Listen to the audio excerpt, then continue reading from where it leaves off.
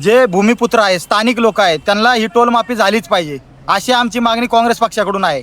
जर टोलमाफी झाली नाही तर याच्यापेक्षा अधिक तीव्र आणि टोलचा झोल बंद झाला पाहिजे. आज स्थानिकांना टोलमाफी झाली पाहिजे अशी आग्रही मागणी आमची युवक काँग्रेसच्या माध्यमातून आहे.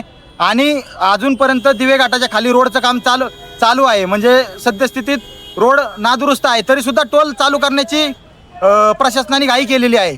तर तो टोल जोपर्यंत रोडचं काम तयार होत नाही रोड, तोपर्यंत हा टोल बंद झाला पाहिजे अशी पण आमची मागणी आहे या माध्यमातून. ज्यावेळेस हा महामार्ग सुरू करण्यासाठी गडकरींनी आदेश दिले होते, त्यावेळेस माऊलींसाठी सेवेसाठी किंवा वारकऱ्यांच्या सेवेसाठी हा रोड चालू करण्यात आला होता असं सांगितलं गेलं होतं. मात्र आता टोलचा बोजा स्थानिकांवर होतोय. काय वाटतंय?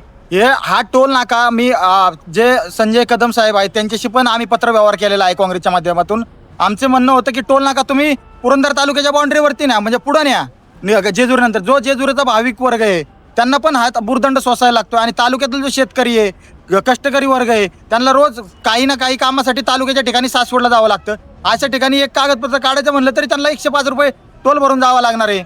यामुळं ही टोलचा झोल आहे ना बंद झाला पाहिजे. स्थानिकांना टोलमाफी मिळाली पाहिजे ही आग्रही मागणी आमची. विठ्ठलाचं दर्शन असेल किंवा मल्हारीचं दर्शन असेल, आता खर्चिक वाटतंय वारकऱ्यांना. नक्कीच हे म्हणजे भाविक भक्तांना या टोलमुळं 100% त्याचा बुरदंड भक्तांवरती पडलेला आहे. आणि तुम्ही पाहू शकता की गाड्यांची लाईन बघा किती लागलेली आहे, म्हणजे जाम झालेलं आहे पाठीमागं. इतक्या म्हणजे एक व्यवस्थित बनवलेला पण नाही टोल, व्यवस्थित त्याचं मॅनेजमेंट नाही आहे. त्यामुळं ट्रॅफिक पण जास्त प्रमाणात होतं आहे. त्यामुळे हे बंद झालं पाहिजे. स्थानिकांना टोलमाफी मिळाली पाहिजे. स्थानिकांसाठी वेगळी लाईन असली पाहिजे. अशा पद्धतीच्या मागण्या आम्ही युवक काँग्रेसच्या माध्यमातून करतो.